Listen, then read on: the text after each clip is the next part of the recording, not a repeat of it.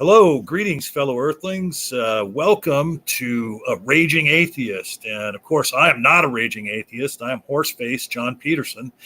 But Nokasuchi, a raging atheist, is with us tonight. He just did that little head swivel thing there like the football players do, getting ready. He's getting ready for his game here. As you saw in the title, we are here to talk about the veil of ignorance. First off, I'm just going to go around the room, say hello to everybody, introduce everybody. Aliakai, nice of you to join us this week again. How are you doing tonight? I'm doing pretty well. Thank you so much for inviting me again. It was a wonderful conversation last week. Yeah, absolutely. Like I said last week, we got to get you out from behind the mod podium there more often and get you in on the discussions. Barney Tearspell is with us here tonight in the wee hours of the morning where he is in the world. How you doing, Barney? Good morning or good night to everybody. Thanks for having me. And we're joined again this week, a reconvening of last week's panel. Aliakai and Socka Count's here with us tonight. How's it going, Socka? Pretty good. Just introduce me as the returning champion. That's fine. Oh, the returning champion, Socka Count. Yes. Speaking us tonight from deep inside a corn silo. I don't know. My apologies for that for tonight. So, and we're also joined by my brother from another mother, the owner of the channel here, Nokasuchi. How's it going, Nokasuchi? It's going good, man. Going good. Had a pretty good day doing some political work. Been a good day. And if anybody who read the video description might have saw a list of all the panelists that are here but one, and he is the one that was represented by the sentence, possibly a surprise guest. Welcome, Suris. Hey, how's it going? I don't think I have much of an introduction besides that. Cool. We'll go with that. Cool. Suris with the big pumpkin-sized microphone in front of him there. It's got the same mic that Naka has. Yeah, he's just got the filter on it, so his isn't all crazy. I can double up on my filters. Ooh, wow, there you go. Yeah, he's got two filters. You can ASMR with that. Oh boy, Tommy, why does your mom let you have two filters? Well, it's just like Ocean. Like one of the first times I met Ocean, I was just like so amazed at his audio setup. Like I said something about like he sounds like a radio, like he's doing a radio program every time he's on a stream. I mean, I could just do this and suddenly my audio quality has probably doubled. Yeah, you know what? Forget the topic tonight. We're just going to have Suris sing Barry White to us all night long. Barry White songs. No. All right. I'll pass. So, the topic is the veil of ignorance, a concept that was brought to me by a Vice Rhino video maybe over a year or so ago. The folks in the house here, besides myself, know a lot more about it. Matter of fact, when I reached out to Suris to see if he'd like to join us, because I thought, what I know of Suris, that this topic would be in his wheelhouse. And he said, a veil of ignorance, and then a bunch of words on either side of that phrase that I didn't understand. So hopefully he'll be able to explain that, explain that to me here tonight. Because at the risk of blowing sunshine right up where it doesn't show, Suris actually is one of the best guests you could have invited for this particular topic. He talked a bit about it in the debate that we did with Sigurd, he talks extensively about it on his channel. Yeah, and the thing, and like I mentioned, before we went live, this is the next episode in the continuing series. John learns new shit, so I'm hopefully going to like some of these earlier streams. We'll have learned some shit by the end of this. And just to start things off, I'm going to give my loose understanding of what this is, and then they're going to give you all the details. But the idea of the veil of ignorance, to my understanding, is you consider an action, and then you consider if that action were undertaken, whether you would be the perpetrator of that action or the person that the action would be perpetrated on. And by considering actions in that matter, and I'm probably not using the right terminology, I'm just giving my understanding, but then you can decide, what is the moral thing to do? Because if, like, say, for instance, like robbing somebody, well, you might say, I need money. I'm going to go rob somebody. But then if you consider that action, not knowing whether maybe you would be the one that would be robbed, then that can lead you to make the correct moral decision.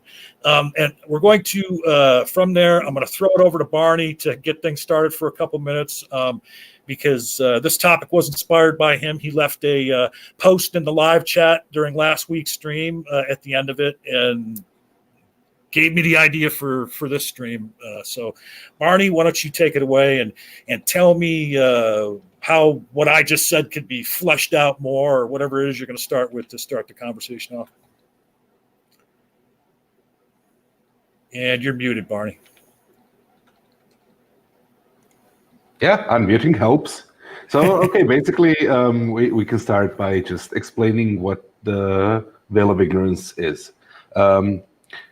Initially, it is basically just the thought experiment of thinking up the world, a just world, a righteous world, a world which is fair to all its inhabitants, by setting for yourself the veil of ignorance, by saying, after I have set up this world, I do not know who I will be in that world. I could be anybody, from the lowest, most unluckiest bastard on the planet to the richest guy in the world who has everything. And I need to set it up so that it's fine for me, that I can live in that world, that I will accept kind of my place in that world. It is designed to remove all biases, so that you don't know what your race is going to be, you don't know what your religion is going to be, what your education is going to be, like basic, who your parents are going to be, what your biases or affinities are going to be. Or rather, you don't even know how those are going to be treated in this world. Yeah, and you wouldn't even know your own gender, right? You would know nothing. So there's a few things that, and Barney, if you're okay with me piggybacking off of you, Go ahead. There's a few things that need to be pointed out for the history of the Veil. So most people who know the Veil know of it from John Rawls. John Rawls' version of the Veil was made in his book, A Theory of Justice. That's where he developed the theory, but he's not the originator of the argument. That's the history of it, though, goes back to Immanuel Kant and Adam Smith. They had something called the ideal observer theory. The ideal observer theory is the idea that all justice can be viewed through the lens of an ideal impartial observer. And then that, of course, got extrapolated later into making everybody the ideal impartial observer by applying the veil of ignorance. You don't know what type of person you will be when you go into this argument. Another little bit of the history. The history originally was formulated for creating economics. When Kant was working with it, he was talking about the concept of the social contract and how that applied to economics when it was later adapted. But when you go to John Rawls, he starts applying it differently into the justice system, and then the modern versions of the veil of ignorance are used largely for decision theory. Which is something that, if you know James from Modern Day Debate, he actually formulated his his thesis in college on decision theory. So, just fun little bit of history behind it. The original concepts that birthed the veil of ignorance were actually based in economics. And then it further reading also, again, the social contract is kind of important to understand. The idea that everybody, upon being born, signs a social contract with one another. And the ideas of that social contract are largely decided by society. And an ideal social contract is decided by a society that can be perceived through the lens of an impartial observer. So if you have a social contract in society that, say, black people are treated differently than white people, An ideal impartial observer would look at both of those people and go, well, they're both human. Why are they treated differently? I have no way of determining why these two people should be treated differently. Or when applying the veil, which instead of having an outside observer, the veil assumes that you are internal. You could be any one of these people yourself. When you're applying the veil, it's no longer what is the difference between these two people. It's if I flip the coin and I'm the person who's absolutely the worst in this scenario, the worst things could happen to me. Is that just? Is it just that by mere merit of me being, say, black, that I'm born into a world where these injustices exist? I think that's most of what I wanted to add there for fun history on that. Yeah. One thing that I would just add to that, from my perspective of looking at it as a personal moral guide, it seems to me as though the veil of ignorance is the final evolved form of the golden rule: do unto others, right? I can kind of see it like that, but it's a bit different than the golden rule because there's a few things the golden rule doesn't take into account. And this is why I view these two things as kind of categorically different. On an extreme example, the golden rule doesn't take masochists and such into account. The golden rule doesn't take masochists into account. That's one thing. The golden rule also doesn't take into account if somebody views persecution as just. For instance, if a person says, "Well, I wouldn't want that happening to me, but were I a person committing this act, then it would be ideal that thing's happening to me because that's just." The biggest problem with the golden rule, the thing that knocks it down more than anything, is the fact that the individual themselves can have literally any moral code. That moral code can imply that, again, they deserve some type of recompense for something they've done. Like one of the most famous laws in America that's randomly there for no fucking reason is there's a state where we're not allowed to have ice cream cones in our back pocket. Now, why somebody would be insane enough to put an ice cream cone in your back pocket, I don't know. But if somebody were to go to jail and a person happened to be like very, very, they held a lot of stock in rule of law. They didn't understand the Izzat dilemma very well. Then the golden rule, they would say, well, no, I wouldn't want that happening to me. But if it happened to me, I would deserve it. And that ends up making the golden rule kind of fall on its ass a bit because you can just get somebody to bite the bullet on it if they're that much of a masochist. Well, and there's also there's a flip side version of it that's often used in security, which is, well, if you've got nothing to hide, then why are you concerned with people spying on you or things like that when people bring up other forms of injustice? Mm-hmm. That's precisely what I meant by final evolved form of golden rule. Like golden rule with all of those issues worked out and fixed. I mean, that's fair. I happen to, maybe it's because of the history of the wall or of the veil being based on earlier ideal observer things, makes me less likely to. So, I mean, I'm being pedantic here at this point, but it feels like there's a few like severely categorical differences between the golden rule and decision theory. I feel like there's stronger applications of the golden rule that don't necessarily lead you into what the veil is. Though, if that's the way you want to perceive it, then I'm not going to say it's invalid. I just say that because of the myriad of flaws with the golden rule, it feels like it's in a separate category almost. Fair enough. But I could be wrong. I was just going to say, Socka or Nok, either of you want to get in here? And Well, yeah, I want to listen a little bit more. I will. I would like to get into maybe because I studied the thought experiment. I studied Rawls' thought experiment extensively today, prepping for this. So I really want to hear this context of how it's being used because I've just primarily studied the thought experiment. Later I would like to maybe talk about some of the criticisms of the thought experiment itself, and then maybe how some of these things that's in the veil of ignorance, like religion, I think was one of them that it really pointed out as one of the things that you wouldn't have in this veil of ignorance. Are these the things that lead to our biases? So, but yeah, I'm just really trying to kind of get a gist of how it's being used now. And Socka, did you want to dip in here, get your opening comments in? You're muted, Socka.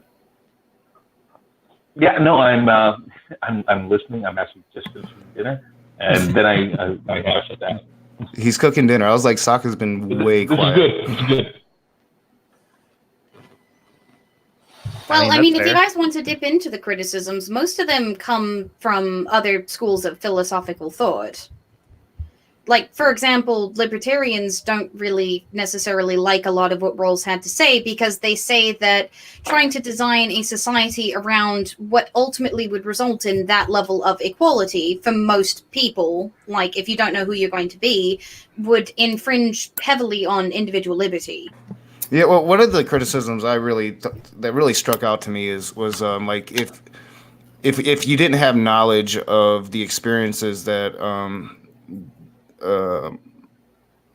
the what's the word I'm looking, the marginalized have had, like say we didn't have the knowledge of the Jim Crow laws and the segregation, we didn't have the knowledge of slaves and what actually happened to those slaves, would we have a real moral basis to have a just society because we wouldn't know of the atrocities? So I mean, one of the criticisms I think is, we have gotten to where we are because of these things, because we have learned from these things. I think that might be right. I mean, bringing slavery up into the conundrum, though, does actually open up the door. That one of the things that I don't remember if it was Rawls or if it was somebody else commenting on Rawls, who pointed out the example of slavery is one of the biggest things that the veil of ignorance tests against. In the example of slavery, if a slave owner is forced through the veil and is now a slave, would the slave owner then not be fighting for the libertation of themselves? And under what rules would they be arguing for the liberation of themselves, if not for the fact that them being a slave is unjust? And if that's the case, then them owning the slave was unjust. Yeah. I mean, it's really interesting because, like, when you bring up something like slavery is a clear example where it's just like, it's like, hey, if we run this through this thought experiment, okay, if we run this through this thought experiment and you pick up an example like slavery, people are just like, man, this is so cool.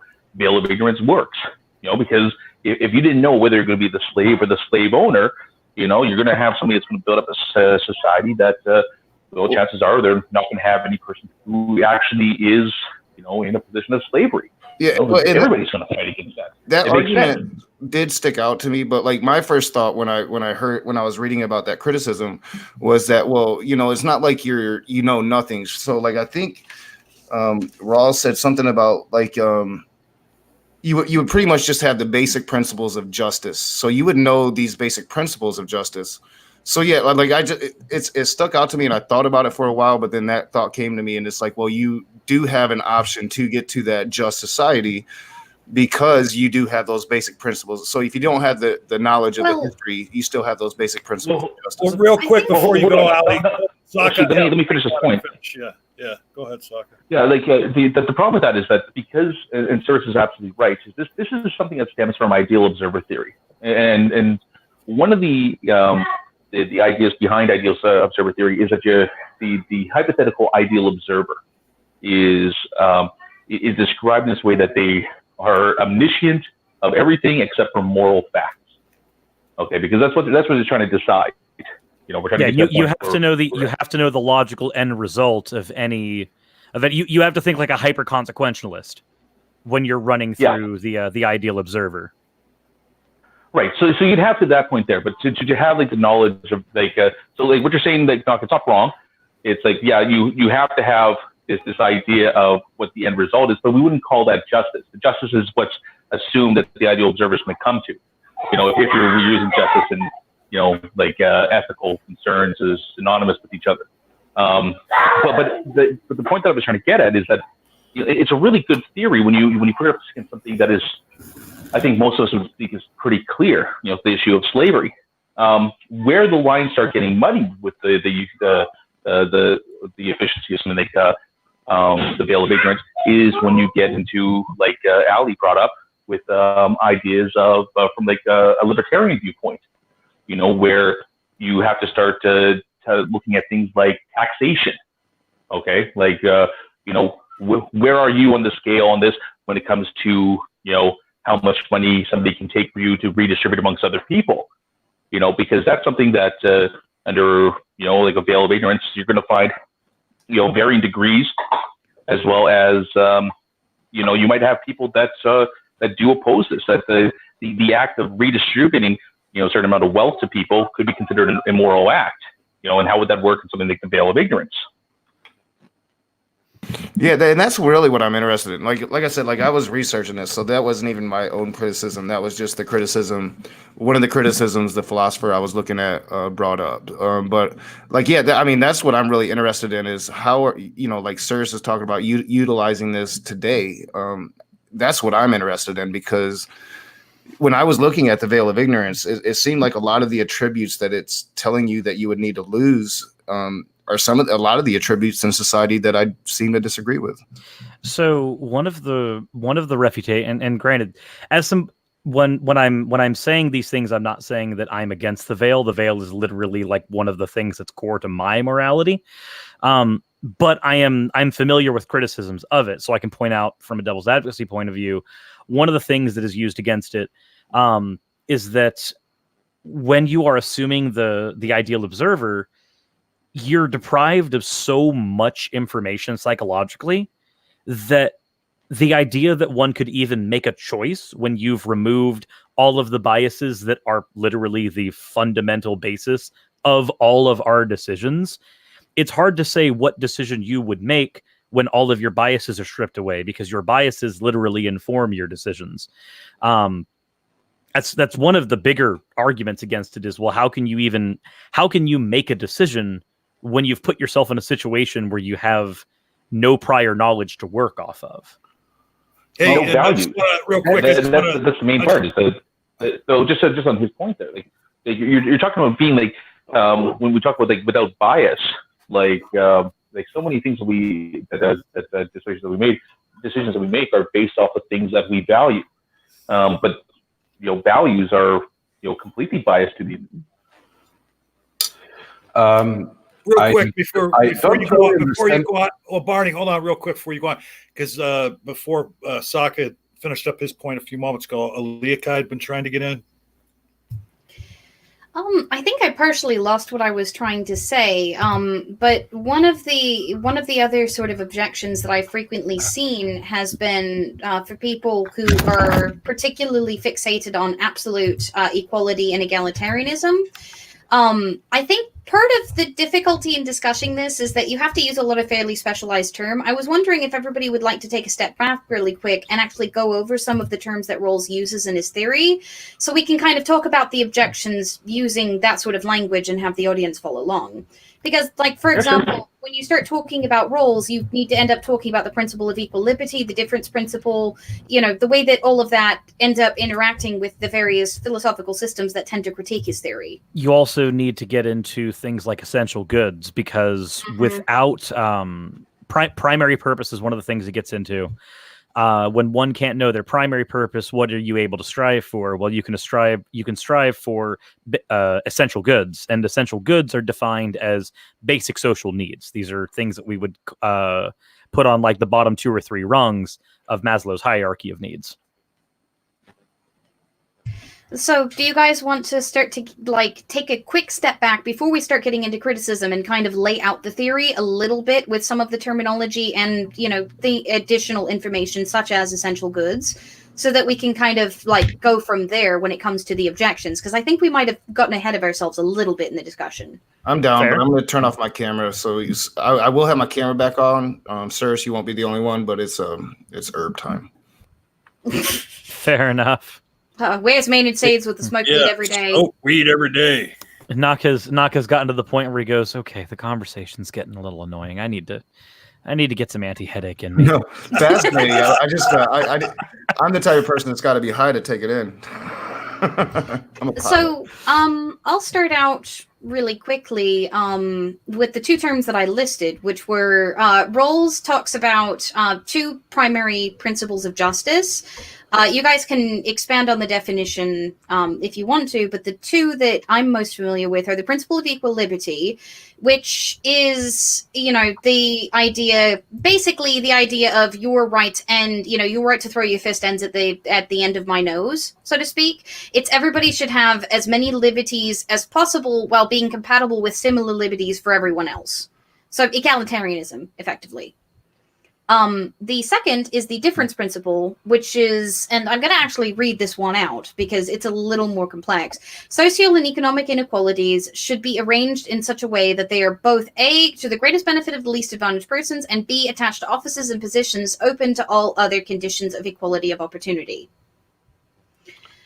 So Okay. what Rawls has kind of noticed is that the first instinct that we have when we start applying. So I would like to take it one step back from even that, which is what Rawls is actually fighting against. Why is he even proposing this? He's proposing this as an original idea, as a new way of thinking about things, which is not new, but as a criticism of the kind of evolutionary view of the state of nature, of political philosophy of we are evolved from tribes and we have evolved to this state and we are in this state and it works, which has been used to justify slavery, which has been used to justify appeal to tradition. To tradition. You have appeals to antiquity all up and around there. We just lost Socka. Socka died. Socka died again. So most philosophers of politics and of economy have been kind of working up from this savage state. What Rawls did was he proposed the original position, which is basically let's, instead of just observing what the natural state of society is, let's try to engineer society. Yeah, let's try to go to the ideal state. Let's try to take a step back, try to imagine that we know everything that we know. We have all the moral and ethical agency that we have, and we can now design the world as we want it. But once we enter into that world, everything will be deleted and the dice will be thrown, and we don't know who we will be in that world. So now we get to the two concepts that Ali presented. The first instinct, the first kind of obvious thought is, well, if I'm going to accept my role in this society, I don't want to be disadvantaged. I don't want anybody else to be better off than me or worse off than me. Why not go for a completely egalitarian society in which everybody is exactly equally well off, right? The idea of perfect communism. Go on. So what Rawls saw in that was the issue of, well, if you spread around equally a lot of nothing, then everybody gets nothing. That's not good. That doesn't benefit everybody. Yes, sure, everything is equal, but nobody's going to be happy with that. So there is a way in which inequality can be useful. And if inequality is useful to the worst off members of society, to those who are at the bottom of the chain, so that it brings them up from where they would be in that worst of egalitarian case, then those inequalities should be permitted, and not only permitted, but encouraged. And that is the difference principle, right? Allowing inequalities which benefit the worst of society. As an example, this is one of the reasons why we try to argue for egalitarian societies whenever applying the veil, because with an egalitarian society, if you are severely disadvantaged, you would want something that works you towards at least being able to function like everyone else. I'm assuming everybody here is familiar with the concept of a meritocracy, right? Yeah. Of course. Okay, so for anybody in the audience who's not aware, meritocracy is a system where people are able to actually gain position and status in society based on their merit, based on what they're able to contribute to society. What you find in modern day, and we're working away from it a little bit, and I'm going to try not to use technical language because we're trying to dial a little back away from Rawls' theory to kind of explain some of the reasons why it's been applied. But we find that there can be, for instance, say that you're let's pretend for a minute that computers existed during the Jim Crow times, at least consumer computers.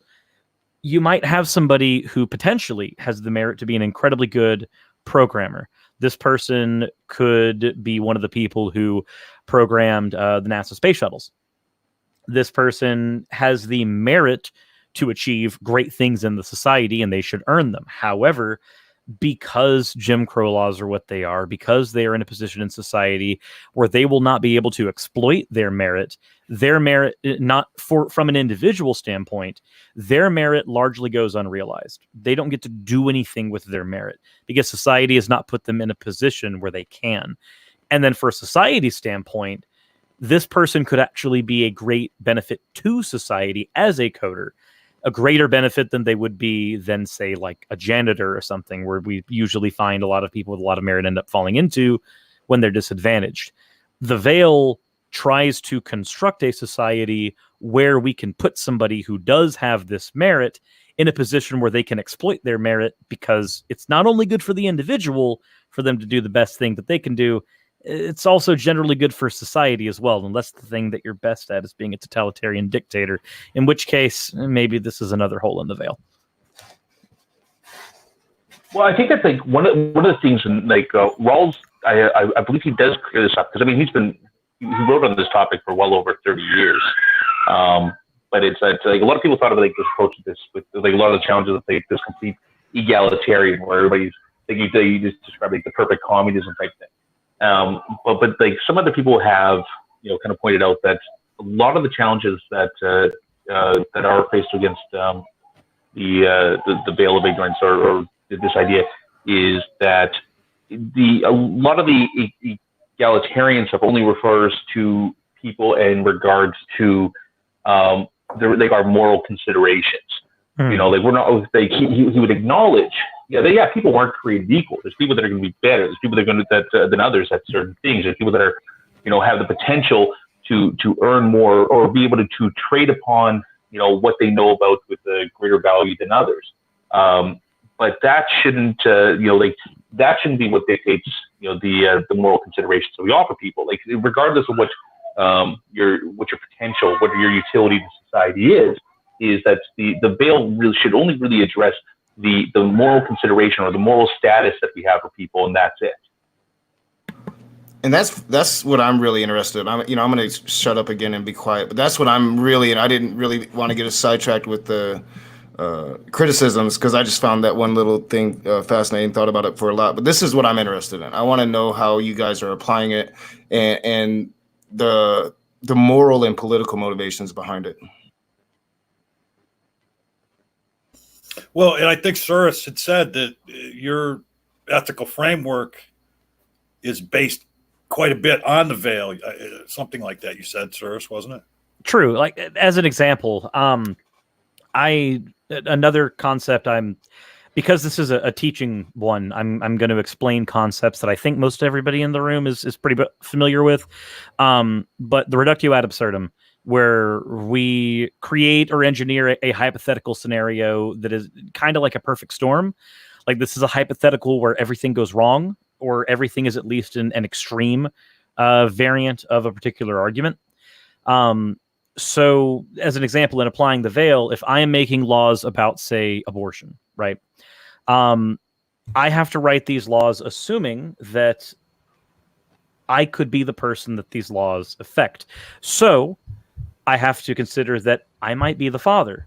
I might end up being the father where this law, like if I say I'm writing a law that says that abortion's allowed at any point and the mother's consideration is only what's allowed, I have to consider that I might be the father, and I might have issues with that because I'm the father. But on the other end, I have to also consider that I might be the mother. I have to also consider the reductio ad absurdum scenario, where instead of just having issues with the small things like I might be the father, oh no, or I might be the mother, oh no, you have to consider the perfect storm of I might be the mother, the father may be abusive, they might not allow me for the first 2 trimesters to do anything until I finally get a divorce. And now that I've gotten my divorce, I happen to be in the 3rd trimester, so oh no, this law now has to account for a 3rd trimester abortion. And on top of that, it has to account for women who can't actually understand that they even had a pregnancy up until this point. They might not have had a reason to take a test. You have to consider all of these scenarios when writing a law here. And that's one of the reasons why my position on abortion, as an example, is what it is, because I'm not arguing as if I'm me. I'm arguing as if I am potentially the most affected people in this scenario. And were I the most affected person, this is how I would want that law to be. I would like it to be in my favor whilst also not stripping away too much from other people. Real quick, I just want to point out that a moment ago, while Suris was talking, I was scrolling through the chat. I didn't mean to share that comment that had nothing to do with what he was talking about. It just accidentally clicked on it.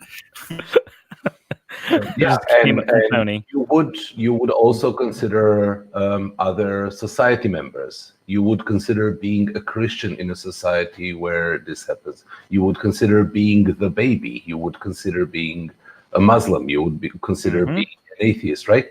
So yeah, every one of those has to go into account. You kind of need to find the best solution which suits everybody the most so that you could accept it. And for example, that's why I am pro-choice. If I am a Christian, I can follow my beliefs and not do it. If I am someone who is biased against abortion, right? So I'm not pro-abortion. I am pro-choice.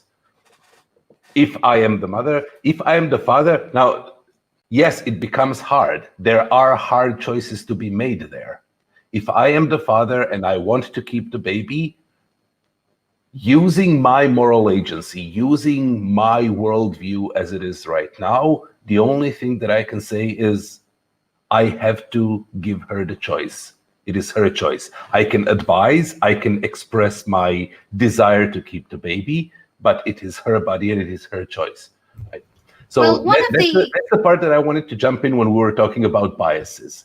So, and this is where it gets interesting from here, though, because one of the big objections that I have seen to Rawls's idea is that we're talking about end states when we're talking about making these sorts of laws. So, for example, if you only have the information that you have now, pro-choice might be the absolute best legislation, but if you project, say, 100 years into the future and you have, say, things like electronic wombs or things of that nature, that changes the conversation. So when you're talking about the veil of ignorance, you can only work with the information we currently have. Yeah. And in fact, you can also say, well, if in vitro gestation is a possibility, then we should put significant resources into that thing to prevent unnecessary abortions, where we can transfer the fetus itself to an artificial womb, right? That would be a veil of ignorance position. That would be my veil of ignorance position. Yeah, because when you're constructing, go on, Socka. So the other thing to consider is that, even in this case, one of the problems that you kind of run into is that there's a lot of currently right now there's a lot of societal things that we point to that definitely impact people's decisions. Lack of proper child care. So there's certain social stigmas against single mothers. Ways that it can affect potential employment and education, having a unplanned pregnancy. Those are huge stigmas as well. And that when addressing the abortion question here, It was that, well, we're already building this ideal society, that if we were to build this society in such a way that certain stigmas were removed, certain things that, that are present that do increase the decision rate, the decision of people to have abortions. Well, if we could remedy those things, would you still be, would your position still be the same? Well, I mean, for abortion in particular, my position would probably remain the same, mostly because I have the knowledge and experience that many of the things that people point to that could potentially prevent abortions from ever being necessary, and I'm putting massive, massive air quotes around this because these are generally hardcore pro-lifers that are a bit more on the reasonable side, that are like, well, what about free birth control for everybody, da-da-da. Like, my sister-in-law, for example, on the subject of abortion, had one of those, I'm trying to actually remember what they're bloody called. It's the implant that they stick up in your uterus, basically, and it kills the sperm with the metal. It's one of those. I can't remember the name at the time. It's getting close to meds kicking out. Talking about an IUD. Yes, she had an IUD. She had been on hormonal birth control prior to that, and it had actually made her be on her period for 2 months straight while she was on it. The IUD got pushed up into a fallopian tube, and now she is pregnant. So for situations like that, where, she's gone through nearly every form of birth control there is, like, I'm not just talking about the pill and the IUD, there's been like 15 or 16 different kinds that she has tried. None of them worked for her. Short of getting her, tubes tied or her uterus removed or something, she doesn't have that option. For people like her, you still have to consider that sort of situation. You understand what I mean? I mean, I'm literally the product of a birth control pill and a condom failing simultaneously. So, and I'm a similar position. So I'm one of my favorite jokes is, it's okay, we all make mistakes. I mean, hell, my parents made me. You're mean to yourself too, Suris. I prefer the Bob Ross. Like, all my kids are just happy little accidents. All my kids are just what? Happy little accidents. Oh, fair enough. So when you're looking at the veil of ignorance, there's a level of depth, I think, that a lot of people don't start to get into when they look at this.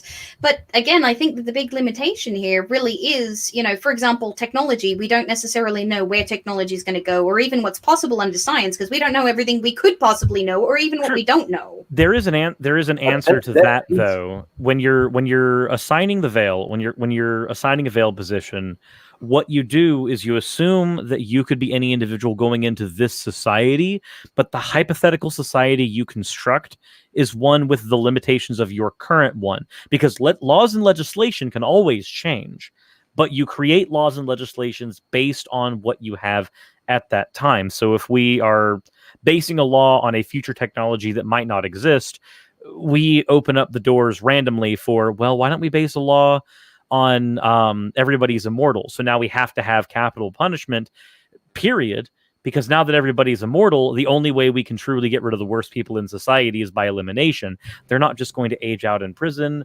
They're not going to become old and decrepit. They're not going to become unable and infirm.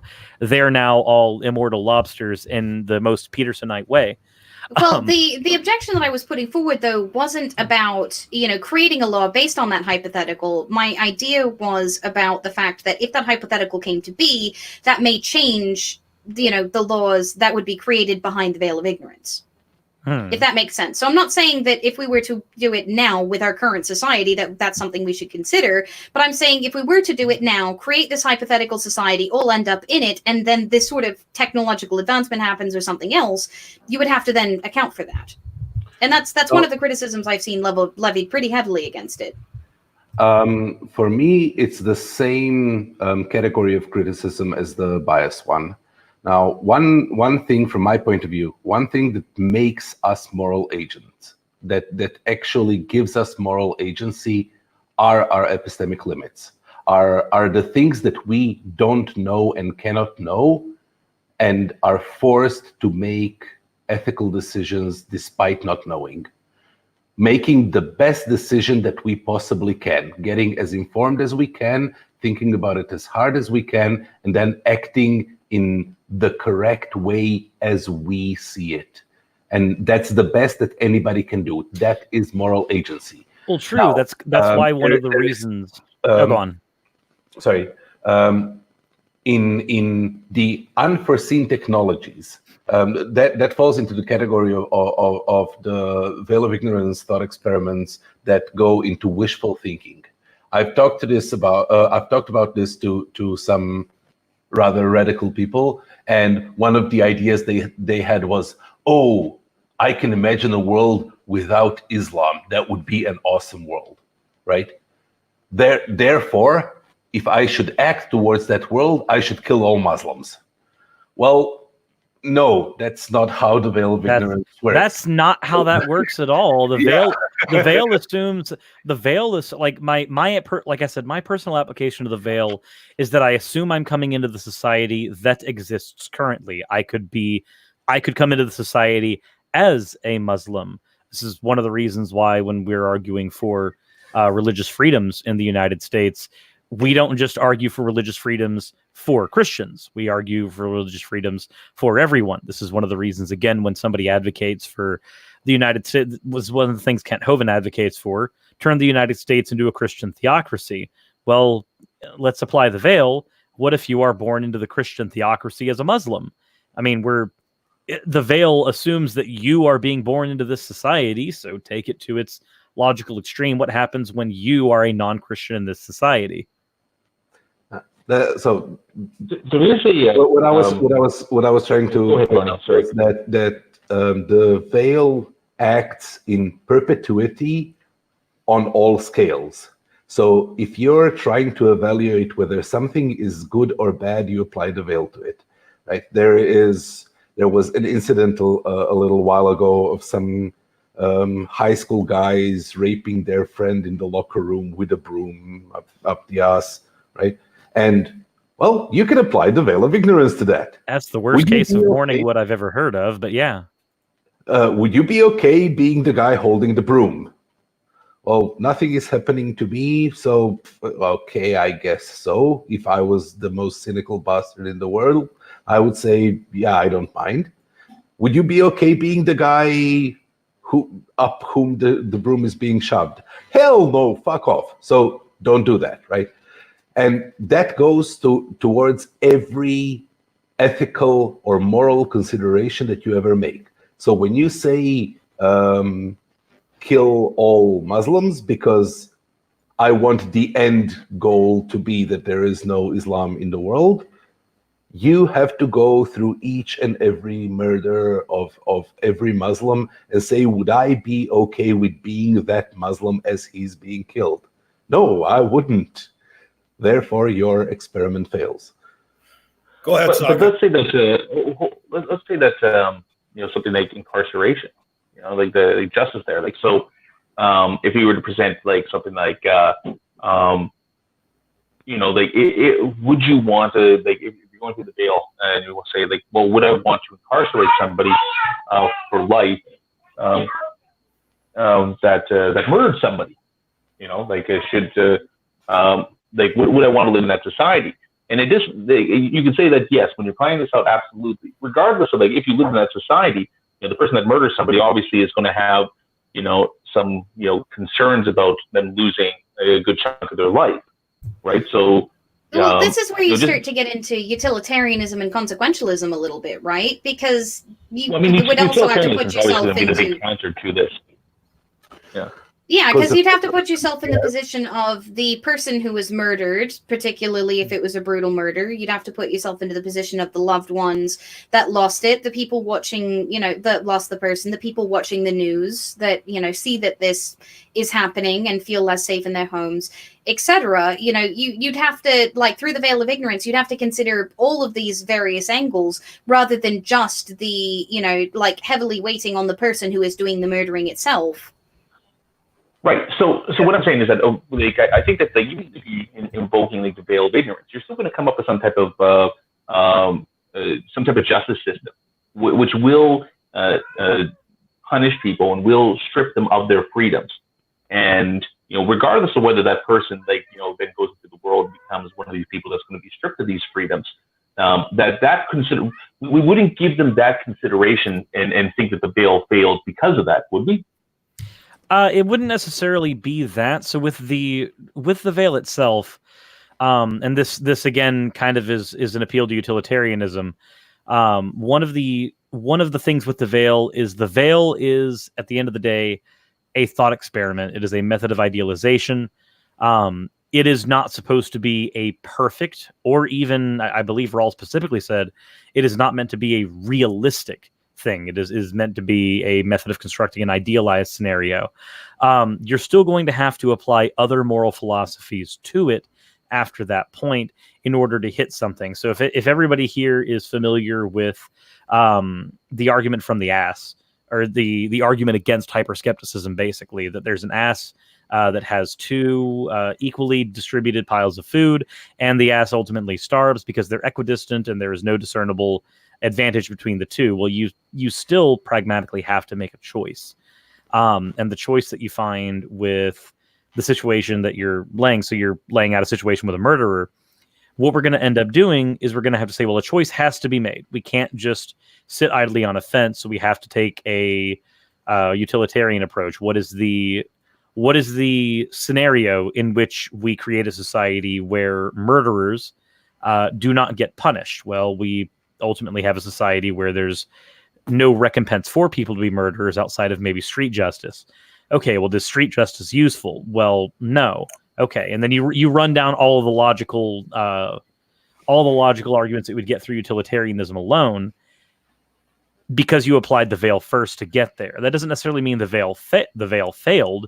In fact, actually, the veil got you to the point where you realized you needed to make those considerations. It's not. I wouldn't necessarily say that's a failure of the veil. The veil literally got you there. So, hold on. John, I need to address this because that's exactly what I wanted to say. Okay. Okay. Because it follows into the next question. Go ahead. Okay. Go ahead. All right. So with this now is that we understand this, that there's certain considerations that we're going to give it because they have some type of utility. I mean, this is the role of the social contract. People agree, or metaphorically kind of agree to the social contract, or we're born into the social contract. We don't really have a choice in it. And the social contract is, but it's only as useful as it has utility. I think that's one of the main things about social contract theory. The moment that there's no longer a utility to the social contract, you're not getting anything from it, because the idea of the social contract is to work yourself away from what like Hobbes talked about in Leviathan, about like the state of nature, where everybody can just go out and rape and murder and steal. It doesn't matter, that you take what you want. We're just animals, so there is no moral considerations among animals. There's predator, there's prey. That's it. And so with the social contract is this idea that we're these rational beings, that we surrender ourselves to this contract, and the point of the veil of ignorance is then to build that contract. And we recognize the use for things like the justice system, for punishment, in that system, because it's going to provide it's going to help people within this, because the things that we're trying to avoid from the state of nature, we are we're putting in place things that are going to discourage that behavior, so people continue to trust and live by the social contract. Now, if there was an ideological viewpoint that worked against that, that worked to diminish, gender equality, people's ability to speak freely, practice whatever religion they want. If there was an ideological view that worked in a way that tried to dismantle all the things that people value within that social contract, then an argument could be made that behooved that the people of that social contract, that should not be allowed to gain any prominence or power. And it's funny because we talked about this with the paradox of intolerance last week. But these are ideas that we have to fight against. Now, if such an ideology exists, and I'm not saying pointed to any in particular, or saying that they do exist right now, But if such an ideology did exist, within the veil of ignorance, would we want to do whatever we could to diminish that ability to affect the social contract or the society that you're trying to build? I would say that at that point, when you're constructing your society, you have to construct it in a way where there's a mechanism built in to fight against those. I guess would you be comfortable saying like corrupted ideologies or even corrosive ideologies would probably be a good way of phrasing those? Yeah, corrupted or self-destructive, really. Yeah, I'm comfortable with self-destructive. So you have to have a way for a method of self-correction to be built into your society, because those self-destructive ideas can get in. So, for instance, we know that creationism is largely going to be self-destructive, because creationism literally impedes scientific progress. And when you impede scientific progress, especially in the field of biology, you impede things like medicine. And impeding things like medicine, if you can find something that is like pragmatically self-destructive, impeding medical science is probably one of the most. Yeah. So then what do we do? Well, we cannot create a society where these people are not allowed to at least hold their opinions, obviously, because that would definitely be in violation of the veil. If you happen to be somebody who held these opinions, then that would be a problem. But we can do, though, is construct a society where those opinions can be challenged. And this is where some of the ideas like the marketplace of ideas come from. I know that there's obviously some failings of the marketplace, in which case one of them is argumentum ad populum, literally like eviscerates the marketplace of ideas. But the effective way to deal with that is to at least construct a society where counter mechanisms can be in place. Not a society that doesn't allow for somebody to hold that kind of corrosive thought, but one that does in fact have methods of stopping that corrosive thought from being able to proliferate insofar as it can destroy a society. Okay. So, go ahead. As for punishment under the veil of ignorance, it does inform you at least on some aspects of that punishment. Yes, punishment is necessary, and I think that looking from anybody's position, you will find that punishment is necessary, even the person being punished, because they will want consequences if some injustice was done upon them. The people who have suffered, the people who are relatives to the people who are victims. However, it does say that punishment for punishment's sake is not enough. That there's that a punitive system is not good enough, that you need a reparative system. I was actually going to bring that up, that at that point, if you are punished, then under the veil, you wouldn't want to be punished. What would you want? Well, you would probably want reform so that it doesn't happen again. So a rehabilitation system will largely be more effective when you're constructing your society than a punitive one. Well, or even if you were one of the leaders in that society, or you were, say, somebody like a, police officer or something else, you would want reform so that you don't have as many criminals you have to deal with coming back out onto the streets, or if it's a loved one of yours, that is, you'd want them to be able to get better and contribute to society. There's a number of, even if you are the person, because most of the people who ultimately commit what we would consider to be day-to-day street crime, a lot of them either don't really have an option or they don't see their other options, if that makes sense. Like, there's been a lot of studies done on this, particularly when it pertains to education and economic stability. So if you're talking about, say, the mother of a kid who has gone and killed someone or stolen something or other thing for life without the chance for parole or to come out and be a productive member of society, you want them to have the opportunity to be rehabilitated, even if they themselves don't understand that that's a possibility. You know what I mean? Yes. So that I just wanted to add that onto what you were saying, Suris. Yeah, fair enough. So, like, the veil of ignorance actually does add an additional caveat for that too, for people who may not even realize that they need these things. There are other people in their lives who might. So Nokasuchi, how much of what they're talking about was in like what you read today?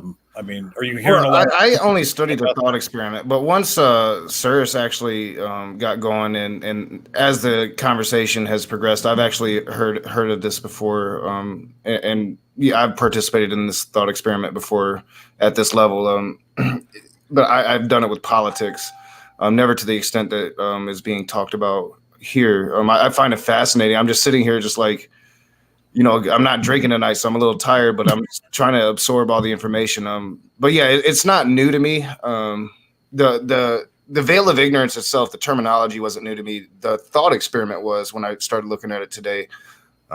So yeah, it's a fascinating discussion. Ali, you weren't kidding when you said that these discussions can be really fascinating. This is like there was a talk that me and Anti-Ordinary had today on my channel.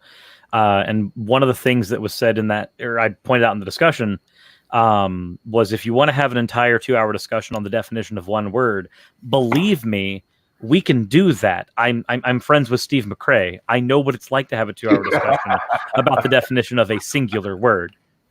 I mean, we had a 2-hour discussion on the definition of the word virtue last week. Yeah, this is like this. These are not abnormal conversations. At least not if you play around with philosophy. You know, it comes back to what I've said almost every time we've ever discussed it, Nok. Everybody's doing philosophy all the time. It's just whether or not you're doing it well, which is to say consciously. Well, yeah, and you know, Socka and Drag had been trying to get me to look at philosophy for a long time, and I resisted. And it has become like a daily routine now. I at least spend 1 hour a day dedicated to learning philosophy. So these last 2 weeks, like, I feel like I've made leaps and bounds here. I'm just like learning. So are you saying? I just want to say that the week prior to the 2-hour discussion on virtue, we had a 2-hour discussion on explanation as well. What is an explanation? And I know that these are discussions that there are some people that hate them. They think that they're pretty much useless. And I kind of disagree, because the thing is, I think Socka might agree with me on this. I'm not 100% certain, but I want to say that most people that find discussions like this useless take most of their philosophies for granted. Messenger reveals. Well, yeah, no, I do agree with that. Yeah, absolutely. So anyway, I'm about to open my mouth. Did you have anything to say, Socka?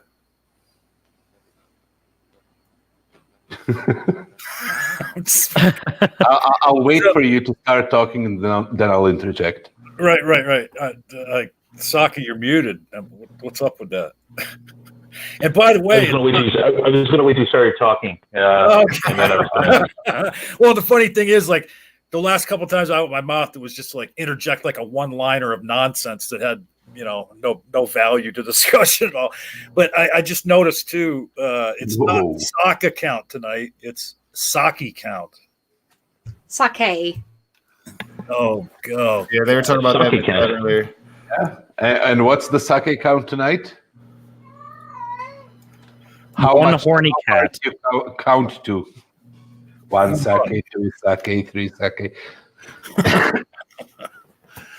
So, when, like you guys had mentioned earlier, like the problems with the veil of ignorance, and like one thing, I don't know if this relates to one of the problems you were talking about. When you were discussing a few moments ago, kind of made me think. Okay, so if, like, okay, you know, not to invoke Godwin's law, okay, but say like you're a Nazi, right? Say you're a Nazi, and you apply the veil of ignorance to, well, should we gas the Jews? And if you have like this flawed mentality, you know, you might apply the veil and say, well, yeah, if I was a Jew, I should be gassed, you know. So then, like, that thought experiment wouldn't work. If somebody doesn't already, no, that's a failure. That's a failure of the golden rule, not necessarily the veil. Yeah, because if you were saying, like, would you be okay with being gassed? And it takes a fuck of a lot of nihilism to be like, yeah, I'd be fine with that. Well, I guess what my point And is. I mean, if you like have enough nihilism to be like, yeah, I'm fine with that, then you probably don't have enough vitriol in you to say, like, that doesn't exactly work. Well, what I'm saying though is that for certain individuals, there would be this obstacle of being able to fully put themselves in someone else's shoes if they have no empathy or respect for that individual, you know? True. The problem Yes, then... sociopaths are unable to apply the veil of ignorance. So the problem there, and I kind of disagree with that, mainly because I'm dating somebody who does have ASPD, so they're like categorically a sociopath. Also, raise his hand. Best friend is categorically also ASPD, also a sociopath, and he very much knows how things affect him. So applying the veil of ignorance is actually how he functions through life. Like it's Fair how enough. he replaces empathy. Yeah, I take my correction. Neither of us are trying to be dicks there. We're just like, actually, we know people who like are clinically diagnosed sociopaths. But so also there's going to be chatter now of like, Suris is dating a sociopath. Will he live? I forgot how wide the sociopath spectrum is, and I used the colloquial derogative term, which doesn't apply. Well, and on top of that, like the lack of empathy doesn't necessarily mean a lack of imagination. Like Brian is the friend that I'm referring to here, and he frequently talks about what he calls intellectual empathy, which is himself sort of projecting, well, this is the chain of cause and effect that would lead this person to feel this way. Here is the response that seems the most appropriate. Hey, real quick, before we get before we get too far past it, John. Before we get too far past it, would you, for me and people in the chat that might not know, what is ASD? Oh, ASPD. ASPD, antisocial So, fun bit of history. DSM-4 listed sociopathy and psychopathy as two distinct things. The DSM-5, which is our current working model for mental ills and ails, the DSM-5 instead lists these on a spectrum of anti-personality disorders. Antisocial personality disorders. Yeah, antisocial personality disorders. So instead of, like, before, one of the famous adages is the difference between a sociopath and a psychopath is one is made and one is born. What we found, though, is that's not entirely true. We also found that the distinction between the distinction between each individual psychopath and sociopath weren't really able to be accurately mapped, and so we found that it worked better if we put these things on a spectrum. And so the idea of the ASPD spectrum was born, where we can plop somebody on the map of ASPD. This is the same issue. If any of you are familiar with the Kinsley scale, the Kinsley scale of attraction is a very similar model, where we don't just say, well, you're gay, you're bi, and you're pan, and you over there, you happen to be straight. The Kinsey scale instead puts everybody on a sliding scale of attraction, where you're a certain percentage attracted to one sex and a certain percentage attracted to another sex. And as you slide on the scale, you plot differently. Well, this is the same way that we are looking at what have been classically known as psychopathy and sociopathy. We are putting them now on sliding scales where people can have variances of the manifestation of what we, again, classically called psychopathy and sociopathy. A lot of this comes down to the fact that both of these things manifested in the same way, the inability for the mirror neurons to correctly work. For those who don't know, your mirror neurons are what you use to construct models in your mind of other people. The construction of those internal models in your mind is how empathy functions. It's your ability to empathize. So if you've ever seen like somebody get their face punched in, or for any people who happen to have these particular body parts, somebody get kicked in the nuts and you flinched, or like doubled over, or went ooh, or anything like that, or for a moment felt you like you fought the pain, those are your mirror neurons acting. Yeah, they're literally. I was just going to say, so that Kinsey scale that you're talking, or the Kinsley scale you said it was. Mm-hmm. So is that why? So if you're consider yourself to be like totally straight as a guy, but then sometimes you see a really attractive guy and you go, yeah, maybe. Yeah, that's exactly why. And John, thank you for noting your personal experiences for us. Yeah. yes. Not a problem. We Not a learned problem shit at all. about John. You found a really attractive horse one day and just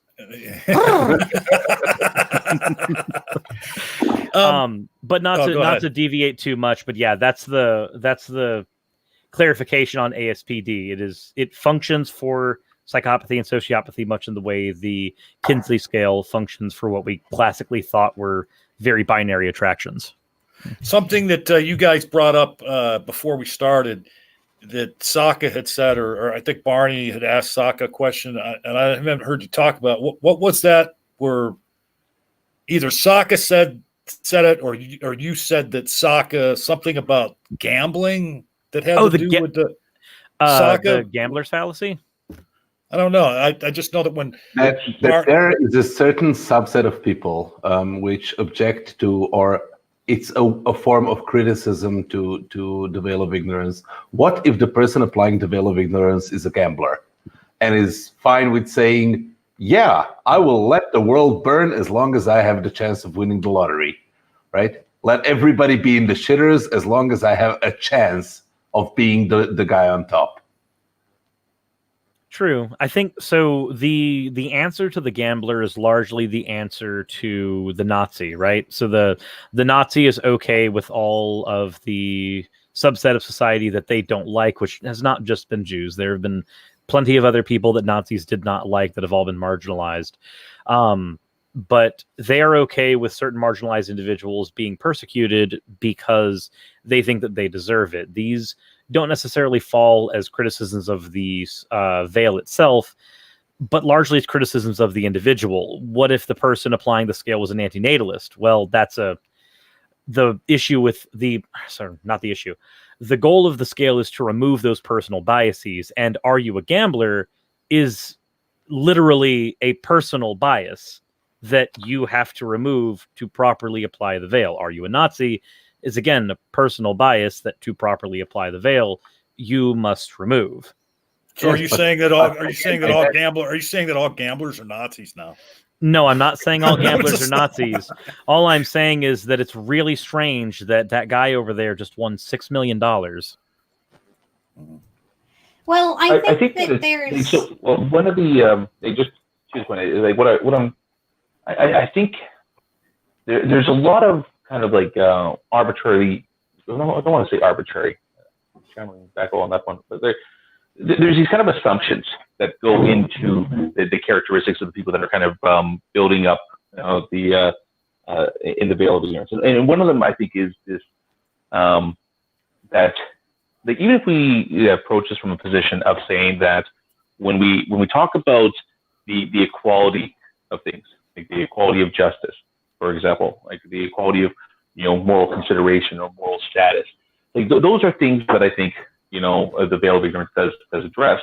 So when you bring up these examples of how we should treat each other, or how we can make kind of like moral decisions based on the veil of ignorance, I think that it could be a useful tool for that. But as an actual tool to building society, like the idea that, for example, that people should be entitled to that which they earn, like that would seem to be something that I don't think is a point that we should naturally kind of dismiss, because they go through the veil of ignorance. We'd have to assume that that's not true. We'd have to assume that a certain part of what for some people, especially this is when it was like applied to economics, is that there has to be a certain redistribution of people of wealth, so to say. Like we talked about the perfect communism there, but the idea that is something that one should strive for through the veil of ignorance, that pretty much rules out that like a lot of capitalistic type models are just immediately kind of like, well, because they possess a attribute of unfairness, in the long run, that in order for them to be rich, there has to be poor. That those ideas should be dismissed.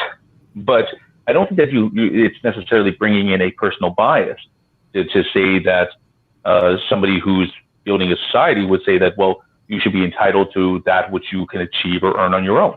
Mm-hmm.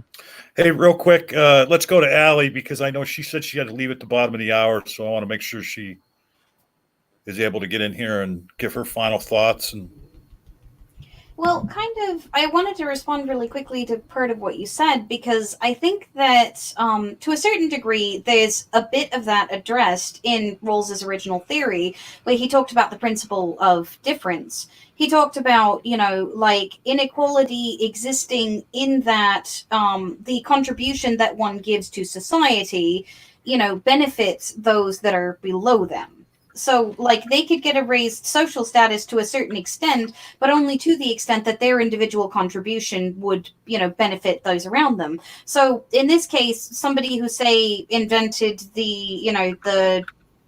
let's say somebody invented an AIDS vaccine, right? Like, they would deserve a certain amount of elevated social status, given that they have now uplifted the lives of pretty much all of their fellow human beings. This disease may be effectively eradicated, should this be able to be equitably distributed. But should their children continue to get that benefit, or have they actually earned it? Like, these are the kind of considerations that you start to look into when you're talking about the veil. Like, just because your father did something great, should you be able to piggyback off of his greatness? And I think the next step you would take in that conversation is, if your goal is to create, for instance, a functional meritocracy, which I would argue that a lot of people would like to create, capitalist, communist, etc. All of them would like to establish at least some form of meritocracy. Who decides what merit is? Well, who decides what merit is, but from each according to their ability. Like, your merit would literally be within your ability. Yeah, from each according to their ability to each according to their need. There's a certain level of that people don't quite realize what it means. So, like, for instance, if somebody comes in, like, I've had fun with this, and I'm gonna use this as a consideration. Not this specifically in this conversation. I've enjoyed this conversation, but I've had fun with a experiment that I've ran. In that, one of the arguments against a study like, say, gender studies, one of the arguments against it is, what kind of job are you going to get from that? I looked up the list of jobs that you can get from gender studies. There are hundreds of jobs, especially in the social services, that come directly from the studies associated with getting that degree.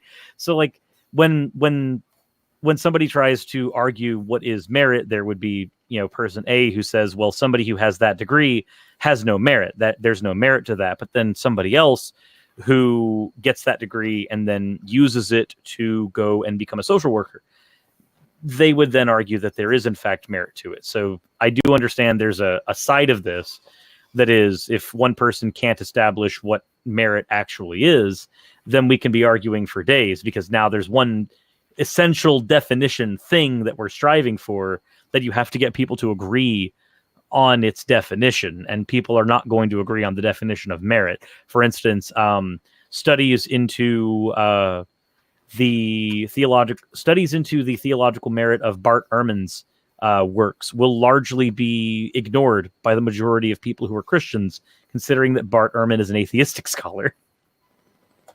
So I actually need to get going. It is 7:30 my time, and we need to go catch a movie. Anything coming up on SNS? Well, we've actually been working our butts off on getting the spirit science responses done. So far, it's looking like we're going to be responding first. I'm putting Callan through hell while she's having to deal with the Sumerian epic, and then she gets to torment me with their so-called Nutrition Basics series. So we're hoping to have those up within the next 2 weeks. I'm currently working on getting into fights with Premiere and OBS, because the two of them were both being dicks when I was attempting to record. And that's her channel, Sticks and Stonehenge. I'll put a link in the description. Everybody's link will be in the description after the video posts. And thank you so much, Allie, for showing up. Thank you for having me. It was a wonderful discussion, as per always, and I'm sure that the four other guests, because Naka's a guest on his own channel tonight, right? Can more than carry the next half hour. Yes. All right. Hey, have a good night, Allie. Yeah, have a good night, Allie. Have a good night, guys. And we lost two of them at the same time. Now we can talk Socka about them behind their backs. Almost as if we're not live and they can literally hear everything still. Shh. Sokka's back. Don't talk about him. Oh God, we have to stop talking about Socka. It's Socka Count. Okay. So I think that like regardless of what kind of like your political viewpoint is, I think that there is the one problem that I have with the veil of ignorance, especially as an economic theory, is the fact is that it does strongly imply communism, and not saying that there's innately anything wrong with communism, but what it is that when you're designing this system, and that when you have to do when the veil of ignorance in an economic situation encourages any type of kind of like redistribution principle as something that is morally good, something that we should strive towards, then that seems to be like, okay, well, we're now measuring things by the communist meter stick. Mm-hmm. Okay, and that's like I said, this isn't a criticism of communism, but what it is a criticism is, how effective can it be when your tool for building a society builds the same society on an economic standpoint? Well, maybe I'll pipe in real quick and I'll let Suris answer because he's smarter than me. But what I'm getting from it is maybe it's not like a communist, like maybe the result isn't communism. Maybe it's just a result that justice is hard to find in capitalism. True justice, which, I mean, if you're going by the definition of justice being, equality and fairness, I think that's really hard to find in a capitalist society. But I'll let somebody, Suris or Barney, who's smarter than me, on this answer. That was just my immediate thought when you brought that up, Socka. So I wouldn't say that the veil of ignorance leads to communism. Even Rawls was quite explicit about this with the whole difference principle idea. That's specifically why I went into explaining that being equal when there is nothing to, having an equal share of nothing is not a good thing. And I grew up in communism. I've seen that nothing, right? When there is nothing in the store to buy, when you have to bribe the store clerk to buy sugar and dishwashing powder, that's not a situation of egalitarianism. That's not a moral good. In fact, actually, this is one of the reasons why, if we're on that topic, this is one of the reasons why in the 60s, socialism by itself actually got differentiated in academic theory from Marx's version. Marx's version of socialism was a awkward middle ground transitionary period between capitalism and socialism. But again, in the 60s, in the fields of academia, we actually started to differentiate socialism as its own thing, as opposed to as a transitionary period, because of the issues inherent to communism on its own.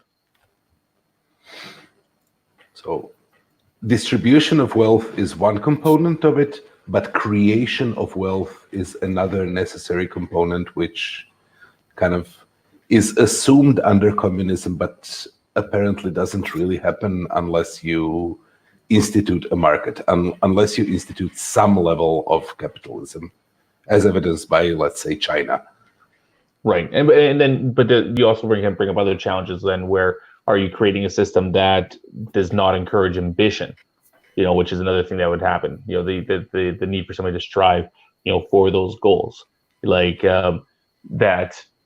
We assume that on a system where we do have this type of redistribution, that there's going to be, the certain people that are going to be carrying the weight for that wealth that's going to be kind of redistributed. And yes, that is the basis of the difference principle, right? Where you will allow inequality. You will sometimes even allow extreme inequality. You will allow a Bill Gates or what's the Tesla guy, Elon Musk, right, to exist, as long as their existence and their benefits that they get off the system are a net positive to the society overall, and most of all, the most disenfranchised, the lowest, the unluckiest members of that society. And that is then done by taxation and social services and those Western type socialism or Scandinavian type socialism, where the government is there to govern, to enable people to be productive and enrich themselves at the expense of then taking a portion of their earnings to use as a means to make everybody else's lives better, right? That is the price of living in a society which allows you to get rich regardless of what your starting point was. And I guess that's where you get into like the benefit of having a Bill Gates, for instance. Like Bill Gates is worth now what, 96 billion? I think that's what his last calculated net worth was at. So let's say that his yearly income is roughly 1 or 2 billion. I know that's probably a very undershot, but we're working in hypotheticals. So if I say a stupid, somebody can correct me with that. Well, actually, Bill Gates makes X. When you have a society that allows for a Bill Gates, it is better to have that Bill Gates, but also tax them enough to where they are able to do ample with what they have. They are able to do by 10, 12 yachts, they are able to do excellent. I mean, I don't know what it's like to survive off of 270,000 a day, but I'm fairly certain that Gates can at least inform me on what that's like. We allow somebody like that to exist because through that extreme amount of wealth, we can actually tax a good bit of it and use that through redistribution to enable the disenfranchised to function. I mean, if you want an example, or not example, but if you want a thing that helps with homelessness crisis that we experience in some cities, certainly allow people who are at those bottom rungs to receive enough social benefits to survive. I mean, survive meagerly, yes, but survive off of the streets. And the way to do that would be by allowing your Bill Gates, your Elon Musks, but with the caveat that these people will be taxed, not to the point where they will lose any ambition, not to the point where they will not have a reason to achieve what they've achieved, but to the point where they, do have at least a cost of living in the society with everyone else. Cost as they still have to benefit everybody over and above the goods they've produced. Yes, precisely. Oh, Socka pop. He must be a particle. He keeps popping in and out of existence.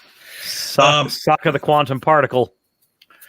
So, is there any aspects of this topic that either of you, Barney, or all three of you, wanted to touch on that we haven't touched on thus far? Not really. I think we covered it pretty thoroughly. I feel smarter.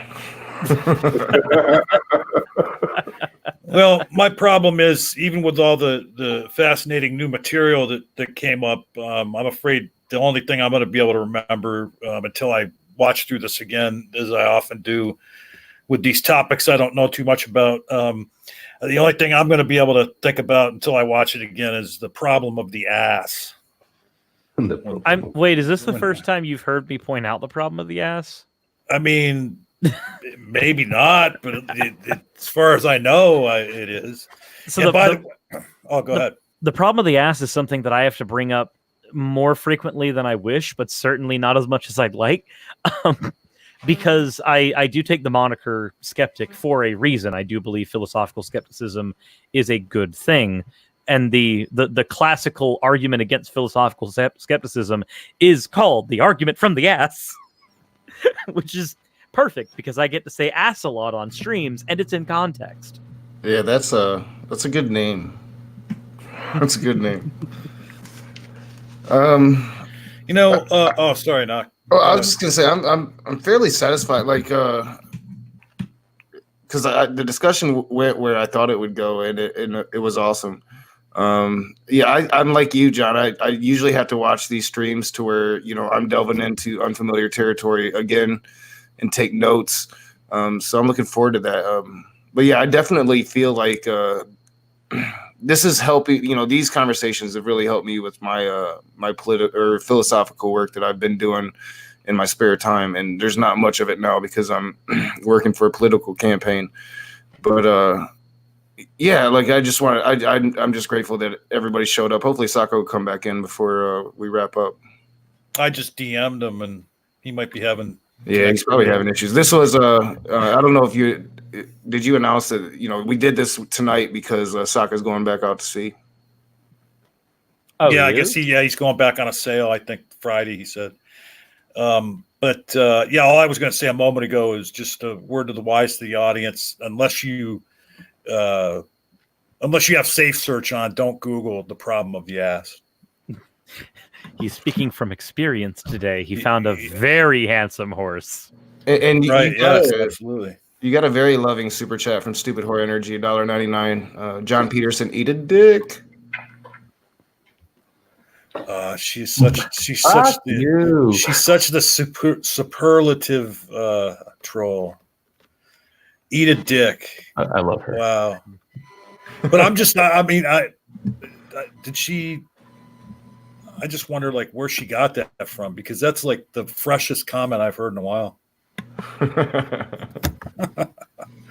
So, we were hoping you'd make it back, Sokka, because we're gonna start shutting her down here.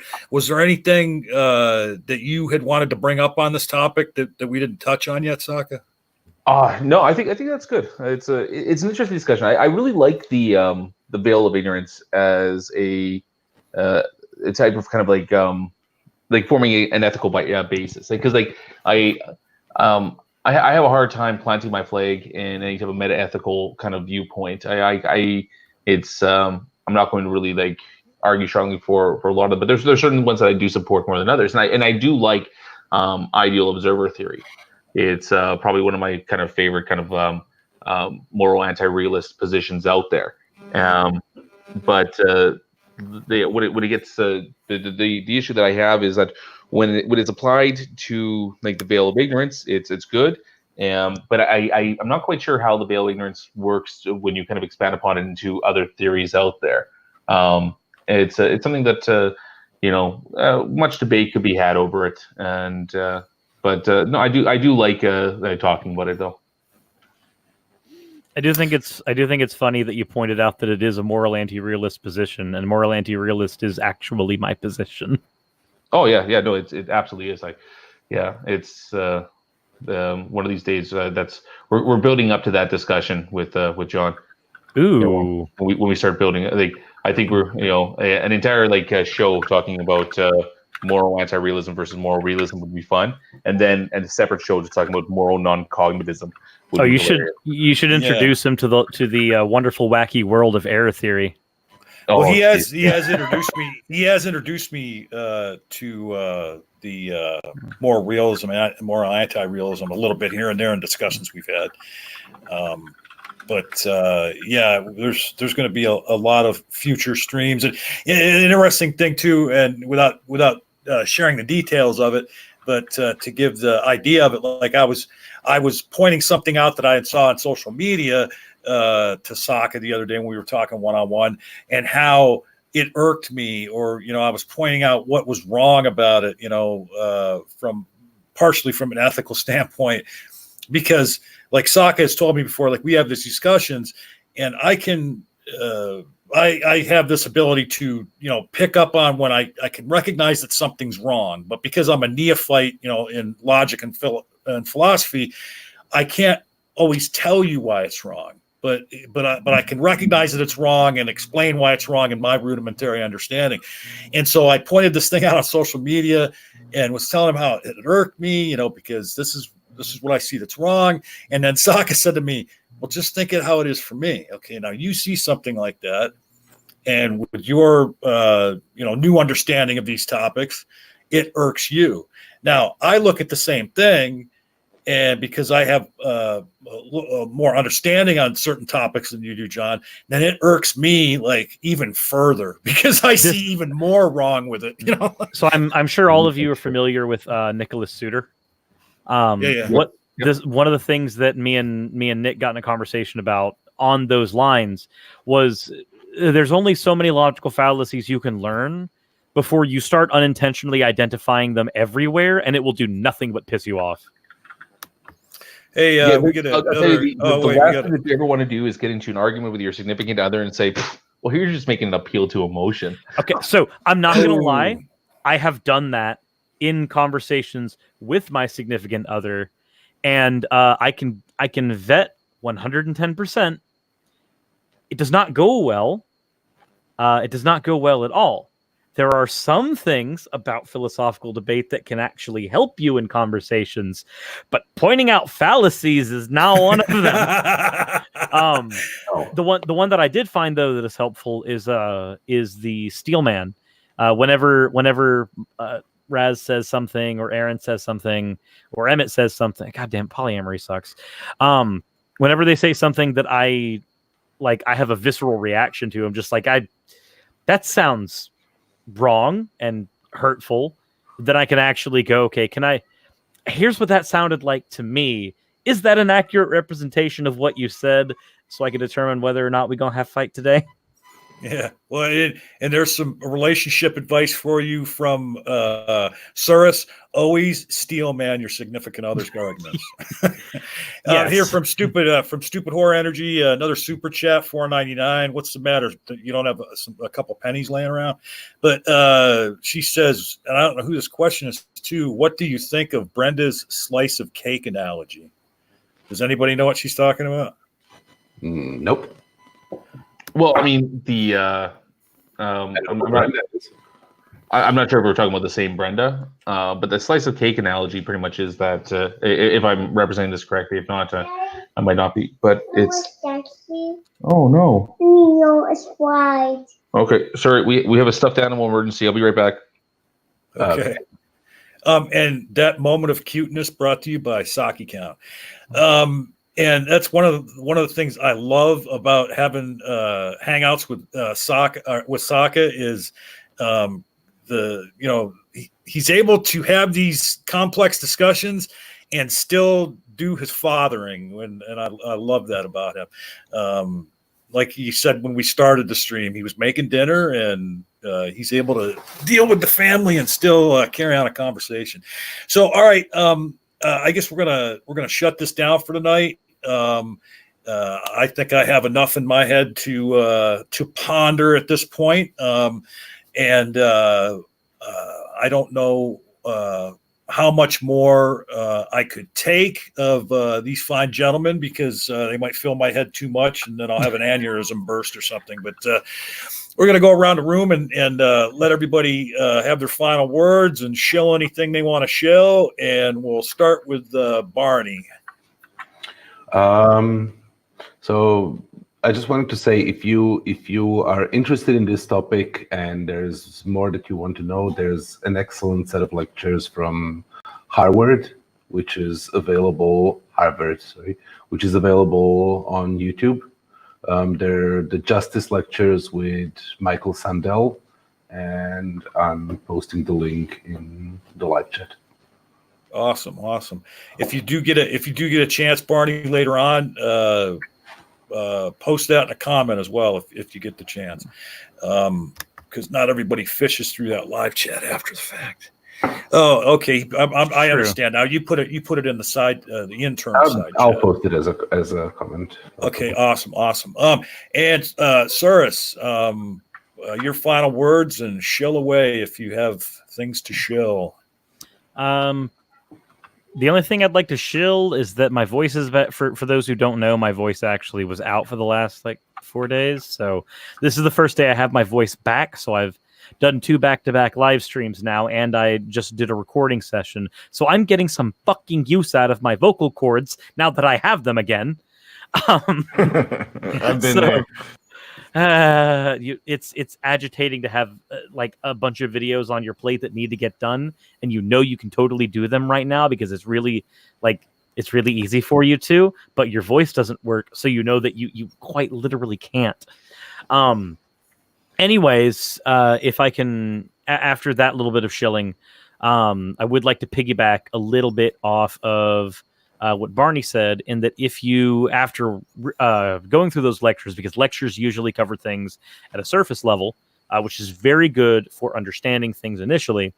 But if you want to do a deep dive after you've gone through those lectures, the Stanford Encyclopedia of Philosophy actually has an article that was literally updated this April in 2019 on everything you would ever want to know about original position theory, going from the veil of ignorance to the ideal observer to all of the variations from Jefferson to Kant, where that particular moral theory is concerned. So if you did not get enough of that theory when you went through and listened to it with your ears, then maybe you can get a chance to listen to it with your eyes. Awesome. And we have a new guest on the panel now, who will give the final words to Spirit Count. Any final words? Yeah, sorry about that. Yeah, no, a great discussion. I always like talking with John and Naka, obviously, there. Suris, it's good to talk to you again. I feel like it's been a year since the last time we were going to hang out together. I think it might actually be. Yeah, Barney, it's always a pleasure. I miss you. And Ali here earlier, the last two discussions that I've had with her have been absolutely amazing. So, I mean, I like having these talks. I like getting invited to them and, actually, diving into some of these topics. I understand that it's a little bit of kind of a different, topic than what Naka's done on his channel before. And I'm really enjoying them. And I'm hoping people get some type of utility or at least get, some type of desire to go out and, just read some of this stuff, because it actually becomes really amazing, because it's impossible to read anything within philosophy and not be immediately like driven to read something else. Where just like, they start talking about, like veil of ignorance. And then like, there's all this, like these challenges from like libertarianism, and you're like, oh, okay, well, I got to check this out. And then, go from libertarianism and then, origins of that, where you start going into like, like Leviathan, like, which is like one of my favorite kind of write-ups by the Hobbes there that I recommend everybody should look into. So it's just like, it's fun. I hope you will enjoy this stuff, and that it get some people to go out and read some more of this stuff. Well, I promise you. Oh, sorry, John. Ahead.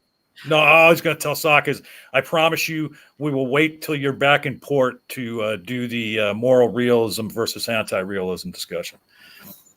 Go ahead, Suris.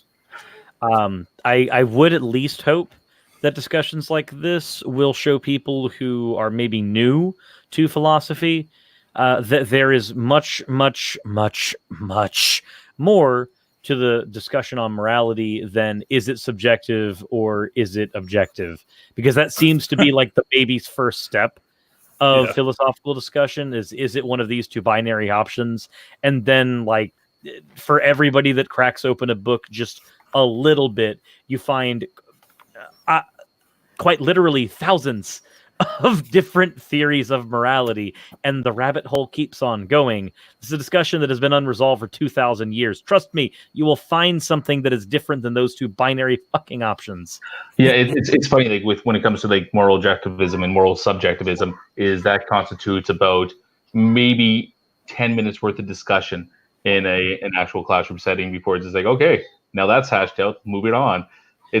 But it gets treated like it's like this huge deal that needs to be resolved, and it really doesn't. It's a footnote.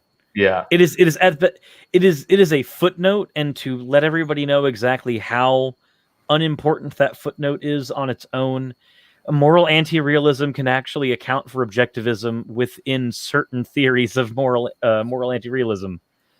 Yep. So I think I'm starting to develop that aneurysm I talked about.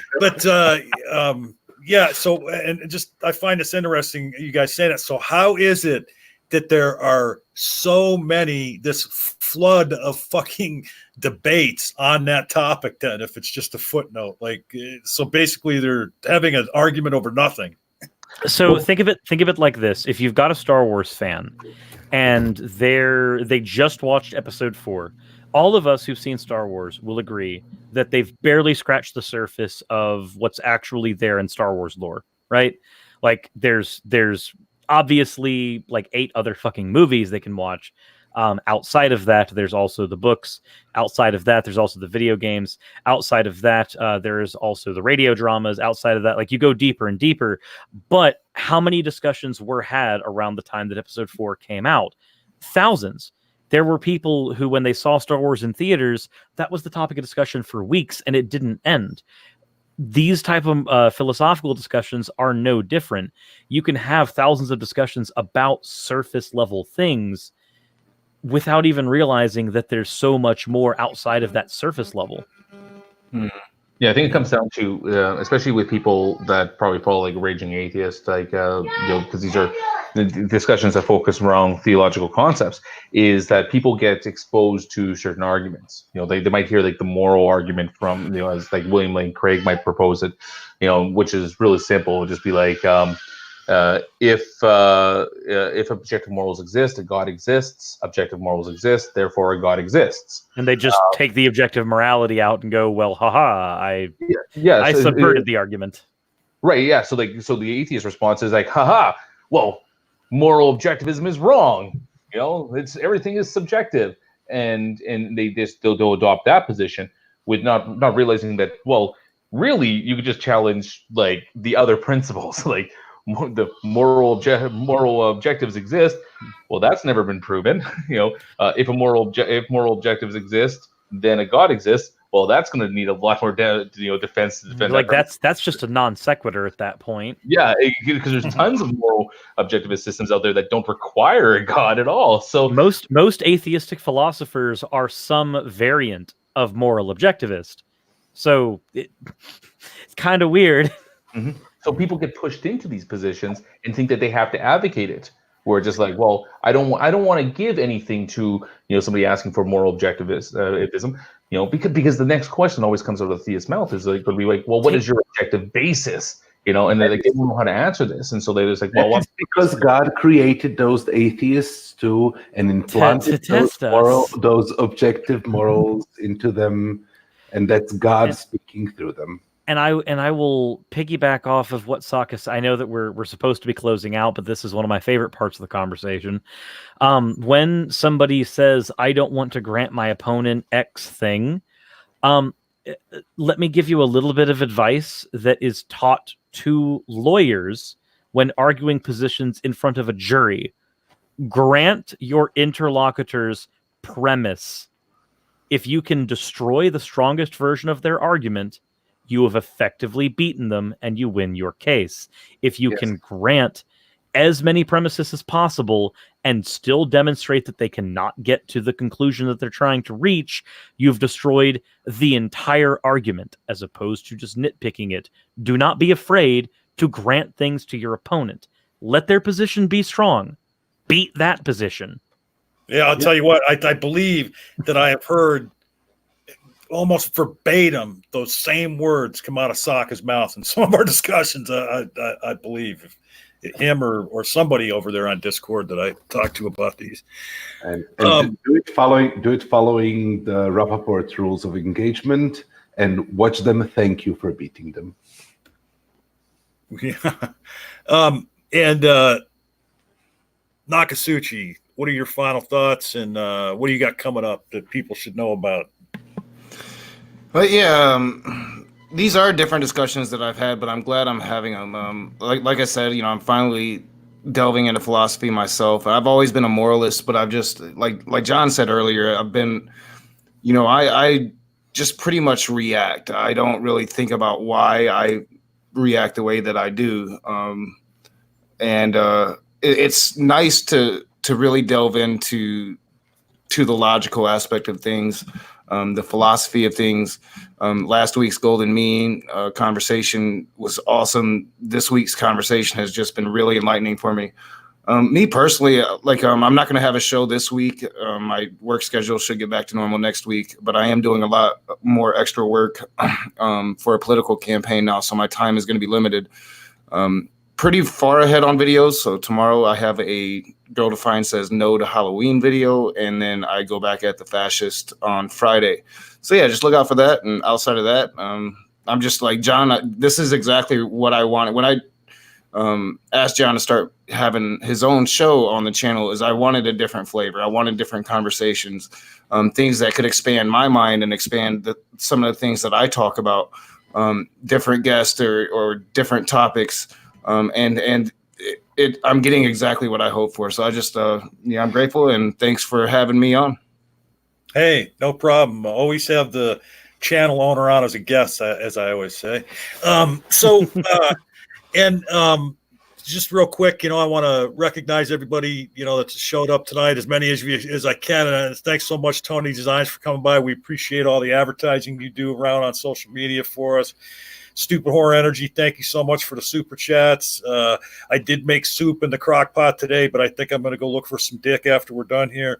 Let's Hannibal of Carthage, Mistress Angelica, Kadima FOE, and anybody I missed, boy, thank you so much for coming around.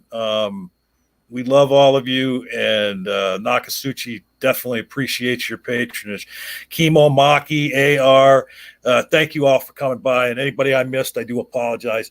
Hey, I'm John Peterson. You can find me here most Wednesday nights on A Raging Atheist. I do streams on Saturday on the Great Debate Community, although I did my Great Debate Community stream earlier tonight this week.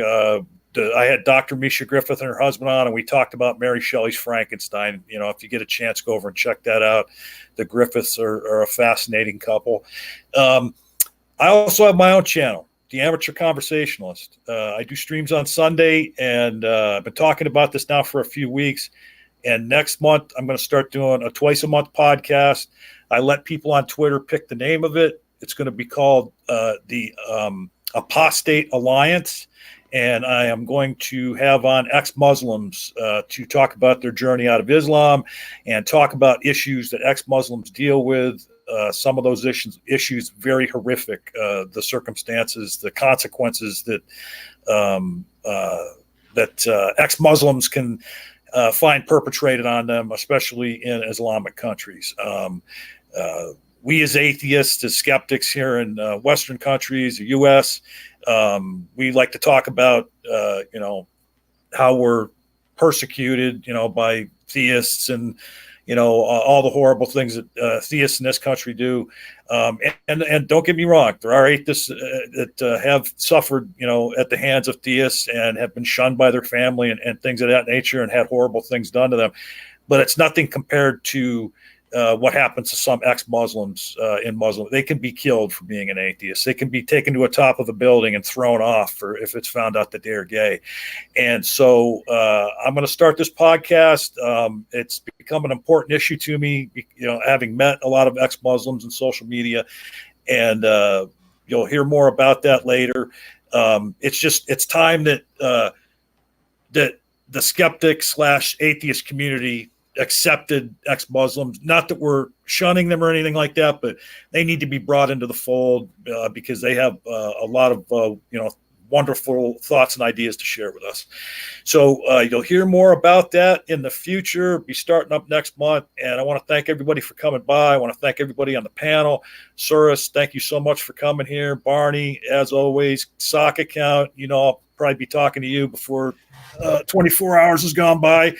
And same with you, Nok. Thank you so much for letting me do this every week. And thank you, everybody, for coming by, and join us next week.